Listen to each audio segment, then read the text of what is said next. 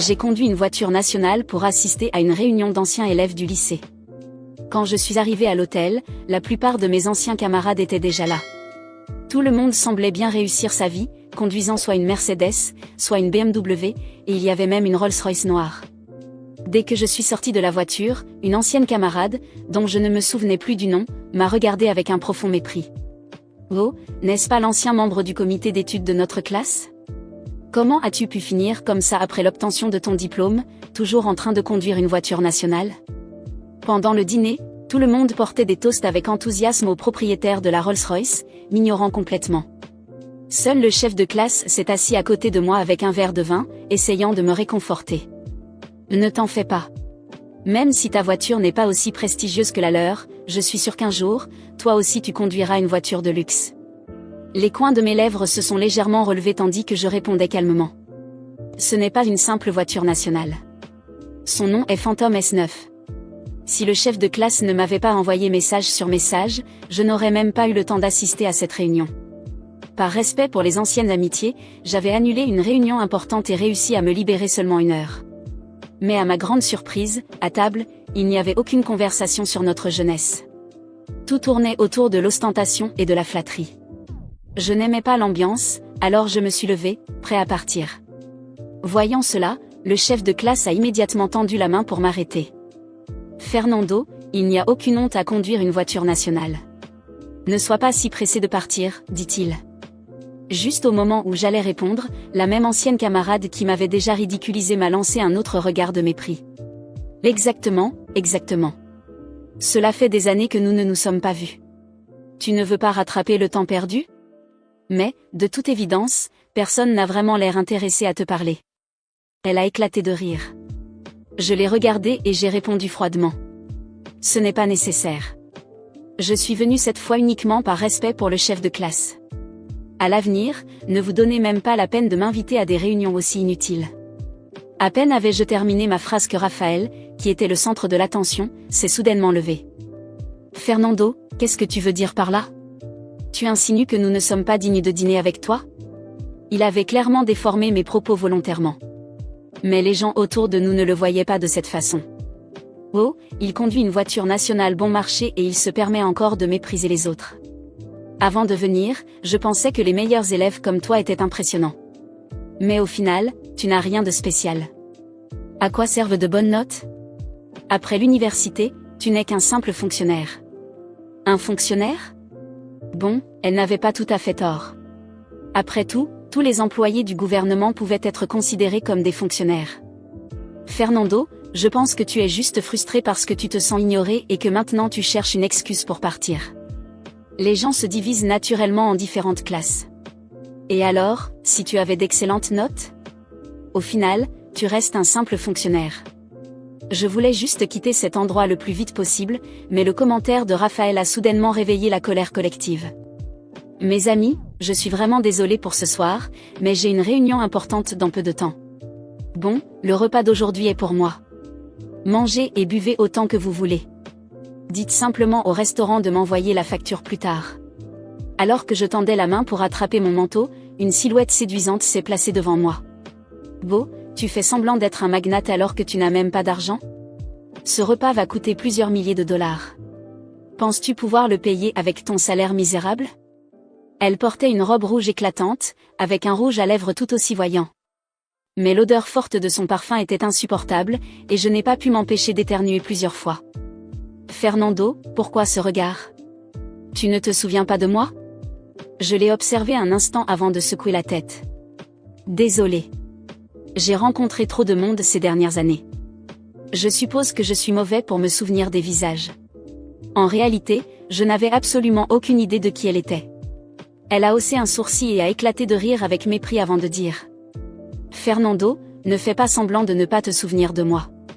Tu m'as poursuivi pendant 3 années entières au lycée. Dès qu'elle a dit cela, une image familière est apparue dans mon esprit.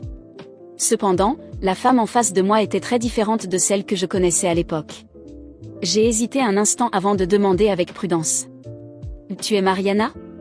Dès que j'ai prononcé son nom, un sourire triomphant est apparu sur son visage. Tant d'années ont passé, et pourtant tu ne m'as pas oublié.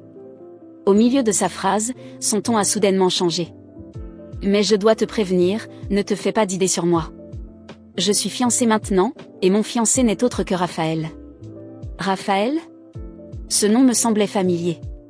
N'était-il pas le propriétaire de la Rolls-Royce garée à l'entrée? Encore à elle? Qu'est-ce que tout cela avait à voir avec moi? Il y avait encore un grand groupe de personnes qui m'attendaient dans la salle de conférence pour commencer la réunion. Si je ne partais pas rapidement, j'allais arriver en retard. Voyant que je restais silencieux, Mariana me tapota légèrement avec sa main parfaitement manucurée. Les fonctionnaires ne gagnent pas beaucoup d'argent. Que dirais-tu de devenir le chauffeur de mon fiancé? Je lui demanderai de te payer 1 000 $ par mois. Ce doit être mieux que ton misérable salaire. À peine eut-elle fini de parler que la foule éclata de rire. Je ne comprenais pas. Pourquoi des personnes comme elle ressentaient-elles toujours le besoin d'humilier les autres pour se valoriser elles-mêmes? Ce serait la dernière fois que j'assisterais à une réunion d'anciens élèves. Ignorant la moquerie de Mariana, je pris calmement mon manteau et l'enfilai. Tu as fini? Si oui, écarte-toi. J'ai des choses à faire. Je venais à peine de faire quelques pas lorsque Raphaël, assis en face de moi, frappa brusquement la table avec sa paume. Immédiatement, une dizaine d'hommes imposants en costume noir entrèrent dans la pièce. Je remarquai les insignes sur leur veste, Fitzroy Group. C'était une entreprise leader dans l'industrie de Langston City. Raphaël avala d'un trait l'alcool de son verre et éructa. Fernando, est-ce que je t'ai donné la permission de partir? Je ne pus m'empêcher de plisser les yeux. Mes jambes sont attachées à mon corps. J'ai besoin de te demander la permission pour aller où je veux? Raphaël éclata de rire en entendant mes paroles.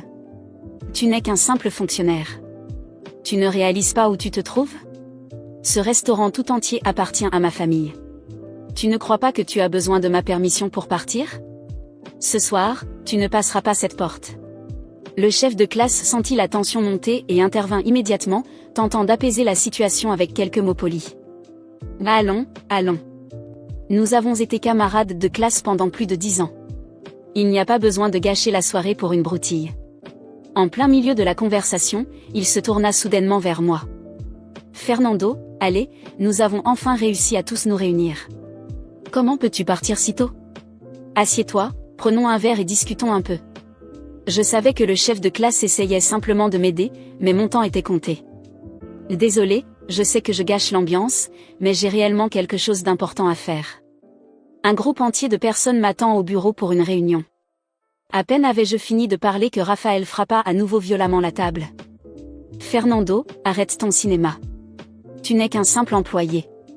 Quel genre de réunion peux-tu bien avoir? Tu dis qu'un groupe de personnes t'attend? Tu te prends vraiment pour un leader maintenant? Je faisais preuve de respect en t'appelant fonctionnaire. Sans ce titre, tu n'es qu'un simple salarié. Compris? J'étais sur le point de répondre, mais le chef de classe attrapa rapidement ma main et me murmura une supplication. Fernando, je pense que tu devrais t'excuser auprès de Raphaël. La famille Fitzroy est l'une des entreprises les plus influentes ici, à Langston City. Si tu l'offenses, tu pourrais perdre ton travail. Parfois, mieux vaut ravaler sa fierté. Raphaël pourrait me faire perdre mon travail? S'il n'était pas sobre, j'aurais cru qu'il était ivre. Avec mon rang actuel, la seule façon de me démettre de mes fonctions serait une décision directe des hautes autorités. Peu importe la richesse de la famille Fitzroy, même si leur fortune rivalisait avec celle d'un pays, ils n'auraient aucune influence réelle sur moi. Je tapotai la main du chef de classe pour lui faire comprendre qu'il n'avait pas à s'inquiéter. Raphaël, si ton hostilité envers moi vient du fait que j'ai eu un jour de l'intérêt pour ta fiancée, laisse-moi te clarifier une chose, je n'ai absolument aucun intérêt pour Mariana. Je te conseille de consacrer ton énergie à autre chose. Toi et moi ne sommes pas du même monde. J'avais prévu d'utiliser cette réunion pour éclaircir les choses et dissiper tout malentendu avec Raphaël, mais il semblait incapable de le comprendre ainsi. Il me regarda avec les yeux injectés de sang. Fernando, d'après ce que tu viens de dire, tu insinues que j'ai ramassé des déchets et que ma fiancée est une femme que même toi ne voulais pas? Et que veux-tu dire par « toi et moi ne sommes pas du même monde » ? Langston est rempli d'entreprises de ma famille. Tu crois être qui, au juste? À peine Raphaël avait-il fini de parler que Mariana s'avança immédiatement pour le soutenir.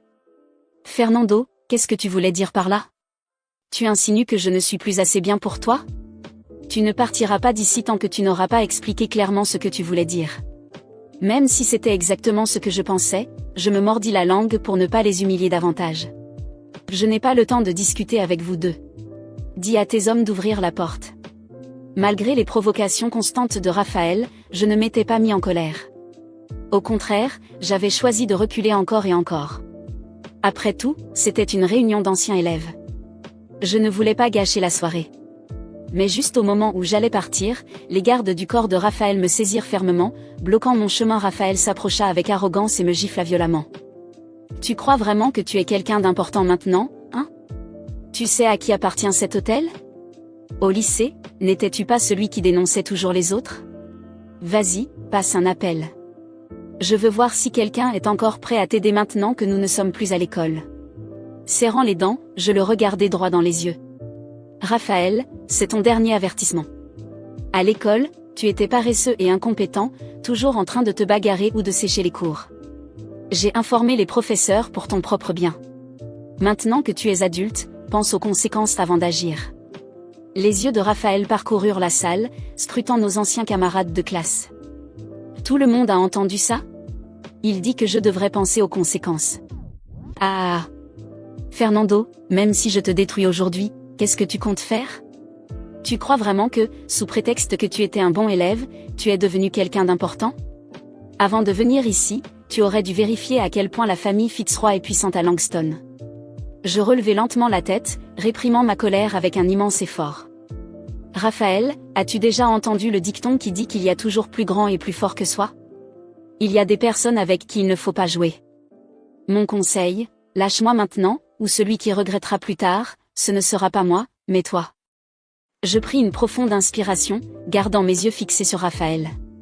Le silence dans la salle était presque étouffant, mais je ne me laisserai pas intimider. Il pouvait avoir de l'argent, du pouvoir et même des gardes du corps pour essayer de me faire pression, mais au bout du compte, je savais exactement qui j'étais. Et Raphaël, peu importe à quel point il essayait de se convaincre du contraire, n'était rien de plus qu'un enfant gâté qui avait grandi en écrasant ceux qu'il considérait comme inférieurs. Je sentais les regards de mes anciens camarades sur moi, certains amusés, d'autres simplement curieux de voir jusqu'où cela irait. Le chef de classe, visiblement nerveux, s'approcha une fois de plus, tentant de calmer la tension. Fernando, excuse-toi et c'est fini. Ça ne vaut pas la peine d'en faire une histoire plus grande. Je laissai échapper un léger rire et secouai la tête. M'excuser? Pourquoi? Pour ne pas vouloir continuer cette réunion ridicule? Pour ne pas m'incliner devant un fils à papa qui se prend pour un gangster? Raphaël afficha un sourire arrogant et applaudit lentement. Bravo, Fernando. Tu penses vraiment être au-dessus de moi, hein? Puis il fit un geste, et les gardes du corps qui bloquaient ma sortie avancèrent. Deux d'entre eux me saisirent fermement par les bras, mais je ne résistai pas. Pas encore. Tu sais, Fernando, l'argent peut résoudre beaucoup de choses très facilement. Et à la fin de la journée, les gens comme toi finissent toujours par ramper et supplier pour avoir une opportunité de travailler pour nous. Je ne dis rien. Je me contentais de sourire. Un sourire froid, sans la moindre trace d'humour. Oh, maintenant tu restes silencieux? Se moqua Raphaël. Peut-être parce que tu as enfin compris que tu n'as aucune issue. Je laissai échapper un long soupir et hausser les épaules, ce qui incita les deux gardes du corps à resserrer leur emprise. Tu crois vraiment que tu peux faire ce que tu veux de moi ici et t'en sortir sans conséquence? Murmurai-je à Raphaël. Il éclata de rire. Et qui va m'arrêter? Toi? Non. La loi. Puis, je sortis ma carte maîtresse. Tu sais quel est mon poste au gouvernement, Raphaël? Tu as une idée des gens que je connais? Parce que, contrairement à toi, mon influence ne vient pas d'un compte bancaire. Tu as peut-être de l'argent, mais tu ne peux pas effacer ce qui va se passer ici aujourd'hui. Les rires cessèrent immédiatement. Je vis plusieurs camarades ouvrir grand les yeux, surpris. Raphaël cligna des yeux plusieurs fois, comme s'il essayait de digérer mes paroles. Tu mens, cracha-t-il. Tente ta chance. Les gardes du corps hésitèrent. Clairement, ils ne se sentaient pas à l'aise avec la situation, ce qui signifiait que Raphaël n'était pas aussi intouchable qu'il le pensait. Tu crois vraiment que tu peux partir comme ça? Se moqua Raphaël. Je peux ruiner ta carrière d'un simple coup de fil. Alors, fais-le. Il hésita. Appelle qui tu veux, Raphaël. Fais tes menaces. Mais sache juste qu'à partir de demain, si je le décide, tu seras noyé sous des audits fiscaux, des enquêtes pour blanchiment d'argent et chaque petite magouille que ta famille a laissé traîner. Tu crois que tu peux m'intimider? Je suis exactement le genre de personne que tu devrais craindre. Un silence glacial s'installa dans la salle. Immédiatement, les gardes du corps me lâchèrent. Raphaël resta figé, les mains tremblantes. Mariana nous regardait tous les deux, visiblement perdus, comme si elle ne comprenait pas comment la situation avait pu se retourner contre eux aussi rapidement. J'ajustai mon manteau et me dirigeai vers la porte. Personne ne tenta de m'arrêter. Mais avant de sortir, je m'arrêtai juste à côté de Raphaël et lui murmurai, assez bas pour que lui seul m'entende. Si tu oses poser un seul doigt sur moi, ta famille perdra bien plus qu'un dîner coûteux. Puis, sans un regard en arrière, je quittai la pièce. Dans les jours qui suivirent, Raphaël tenta tout pour se venger. Il passa des appels, essaya d'activer ses contacts dans l'ombre, mais rien ne fonctionna. J'avais déjà anticipé chacun de ses mouvements et pris les devants. Et en moins d'un mois, les premiers audits commencèrent. Il ne fallut pas longtemps avant que des fraudes soient découvertes. Des sociétés écrans, de l'évasion fiscale, des schémas de corruption. Le groupe Fitzroy commença à s'effondrer de l'intérieur. Raphaël comprit trop tard qu'il s'en était pris à la mauvaise personne. La dernière chose que j'ai apprise sur lui, c'est qu'il était désespéré, essayant de vendre des propriétés pour payer ses amendes et éviter la prison. Son arrogance s'était transformée en peur. Et Mariana? Eh bien, elle disparut de sa vie dès qu'elle comprit que l'argent n'était plus garanti. Et moi? J'ai continué à avancer. J'ai poursuivi mon ascension, bâtissant mon influence de la bonne manière, sans avoir besoin d'écraser qui que ce soit. Et plus jamais je ne fus invité à une réunion d'anciens élèves. Après ce jour-là, je n'ai plus jamais reçu d'invitation à une réunion d'anciens élèves. En fait, je doute que l'un d'eux ait jamais mentionné mon nom à nouveau. Pour eux, je suis devenu un fantôme, quelqu'un qui existe, mais qu'il vaut mieux oublier. Mais pour moi, ce n'était pas un problème. En réalité, c'était un soulagement. Raphaël, en revanche, a vu sa vie s'effondrer sous ses yeux. Les enquêtes sur le groupe Fitzroy ont commencé discrètement, presque insignifiantes, mais à mesure que de nouvelles irrégularités éclataient au grand jour, elles sont devenues une avalanche incontrôlable. C'était presque divertissant de le voir, de loin, tenter désespérément d'éteindre l'incendie. D'abord, il a essayé de soudoyer les enquêteurs. Ça n'a pas marché. Ensuite, il a tenté d'activer ses contacts politiques, seulement pour se rendre compte que personne ne voulait s'associer à un navire en train de couler. Finalement, il a été contraint de vendre plusieurs entreprises familiales simplement pour couvrir les pertes financières et payer des amendes qui ne cessaient d'augmenter. L'arrogance qu'il avait affichée cette nuit-là au restaurant s'est peu à peu évanouie, remplacée par un désespoir absolu. Mais le coup fatal est venu lorsque son propre père, réalisant que Raphaël était incapable de sauver l'empire familial, l'a déshérité. Sans argent, sans pouvoir et sans personne pour le défendre, Raphaël est devenu un homme ordinaire, sans statut, sans influence, sans même un emploi décent. La dernière chose que j'ai entendue à son sujet, c'est qu'il essayait de gérer un petit restaurant et échouait lamentablement. Certaines personnes sont destinées à la grandeur, mais Raphaël, il n'était qu'un enfant gâté qui n'a jamais appris comment fonctionne le monde réel. Et Mariana? Eh bien, personne n'a été surpris quand elle a disparu dès que la richesse de Raphaël a cessé d'être garantie. Elle a tenté de s'accrocher à d'autres hommes d'affaires, espérant conserver le mode de vie auquel elle était habituée, mais elle a vite compris qu'elle n'était pas aussi spéciale qu'elle le croyait. Des femmes comme elle n'ont de valeur que tant qu'elles sont l'ombre de quelqu'un de puissant, et sans Raphaël, elle n'était plus qu'une femme banale ennuyeuse, sans talent, sans attrait autre que son apparence. J'ai entendu dire qu'elle avait essayé d'épouser un cadre d'âge mûr, un homme divorcé qui ne voyait en elle qu'un trophée à exhiber. Ça n'a pas duré longtemps. Dès qu'il a compris qu'elle lui coûtait plus qu'elle ne lui rapportait, il s'en est débarrassé. Aujourd'hui, Mariana mène une vie bien différente de celle qu'elle avait imaginée. Elle travaille dans une boutique de luxe, vendant des vêtements aux mêmes femmes riches qu'elle enviait autrefois et qu'elle tentait d'imiter.